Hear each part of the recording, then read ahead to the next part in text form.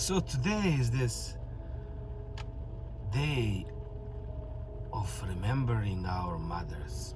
I was scrolling Facebook and my friend Judy posted this.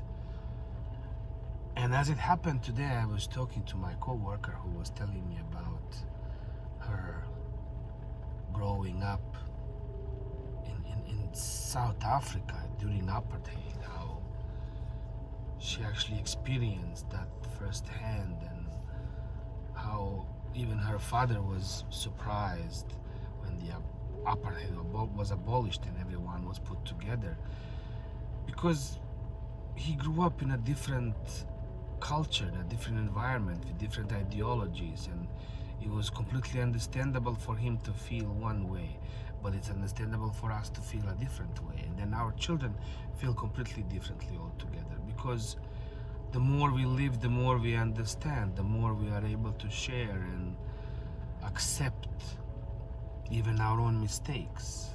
Not everybody can do that.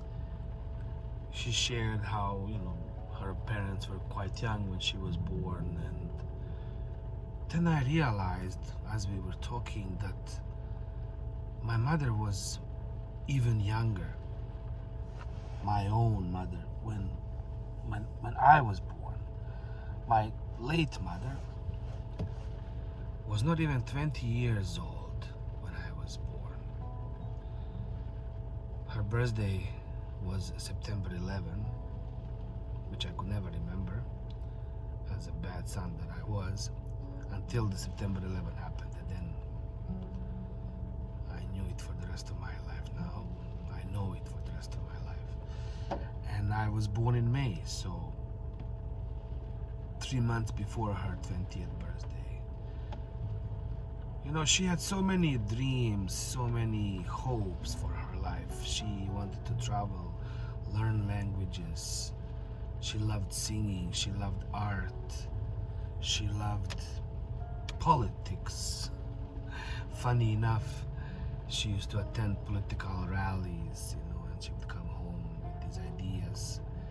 She loved philosophy, she loved so many different things, especially music, just like my father did, but they lived in a different time, in a different environment, where his own family, my father's family, was not a happy one. He couldn't wait to escape, and same with my own mother. Her mother was married 4 times, so she had a father and 3 stepfathers. I can't even imagine. So really, the first chance they had to kind of elope, they did. They saved each other from their culture, their parents' upbringing, and all that jazz. And then they started their life together, and of course, kids, mortgages, home, car, shopping, trips, take care of the kids, take care of that, take care of this, and then the war. All their dreams went unfulfilled. And one thing I learned in my life, that bodies, people die, but dreams never do. We are all this idea, this dream that is there, all the wishes that we have somehow never came true, and they were left into this big cloud, But philosopher Carl Jung called the Gestalt, this huge thing, basically, that has all our dreams, ideas, all our consciences, and everything else, and from which we actually get ideas, from which we get the orders, directions about things that we have to do, the inspiration. So it is very, very, I'm going to try to hide from these guys. Let's remember this. Okay, perfect.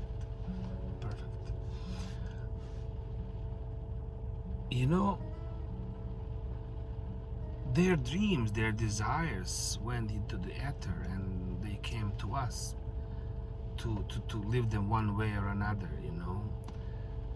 I ask myself whether any of these things that I do are truly me or somebody else, you know, whether I want to be a musician because of my mother or because of me. Maybe I'm just a comedian, you know, maybe I'm not even this serious. Maybe I'm speaking for my grandfather who could not voice his own opinions. Maybe I struggle with my own sexuality because my aunt struggled with her own sexuality. But none of them could fulfill their desires, urges, needs.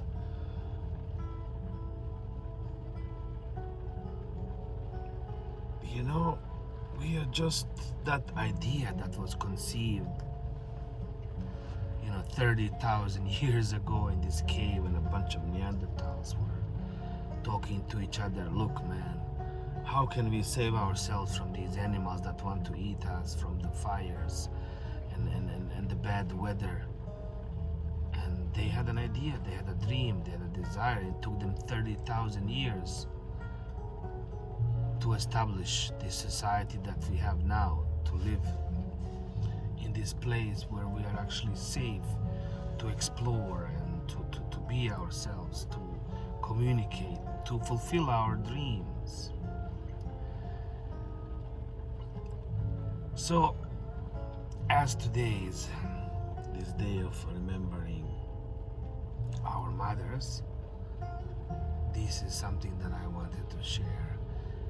It basically dawned on me, you know, today, even though I'm 50 years old, I never thought about it. You know, when I was 20 years old, I was like, my son is 18, so I can't imagine, you know, him starting a family now. You know, he has so many dreams already that he wants to fulfill, that he wants to live. I feel this energy, not just of her, but of so many other people in my ancestry. You know, for example, when I walk into a room, I can feel the space. I can feel, you know, whether people were there suffering or they were happy. And of course, you know, in every life there's more tears than there's laughter. So when you walk into a space, you can feel that somebody was there. They spent their whole lives, you know, worrying about this or that, and they left that imprint, that energetical field in the space. And sometimes you just, you know, you feel sad in one place, whereas you feel happy in a different place. All these things are a gift to us, and what we do with them is on us. It's, first of all, you have to figure out whether the dream that you have is yours or somebody else's. And then you have to decide whether you want to pursue it or not. Or just let it be and let go and just be yourself and enjoy and go for a ride and see where it takes you. I know as an artist that we're able to channel things. A funny thing to me always is that I'm one of the greatest Bob Marley impersonators here in my town. I'm able to do reggae music really well. Thank God to that, thank Jah. Even though I am definitely not Jamaican, but I'm able to do that. I'm able to play that music. I'm able to sing that music. And you know, when I close my eyes, I'm able to channel it. Like, I'm a lot of times, you know, if you don't look at me, you would be like thinking that, wow, this guy is Jamaican. I'm really loosely telling this. But yeah, that's the way it is. You know, of course, growing up, I did a lot of drugs and alcohol, and that was a different story. But I'm completely straight and sober now, and I'm still able to channel and to do these things. So, yeah, it's time to go, okay? I will continue some other time. Remember your own mother and see where it takes you.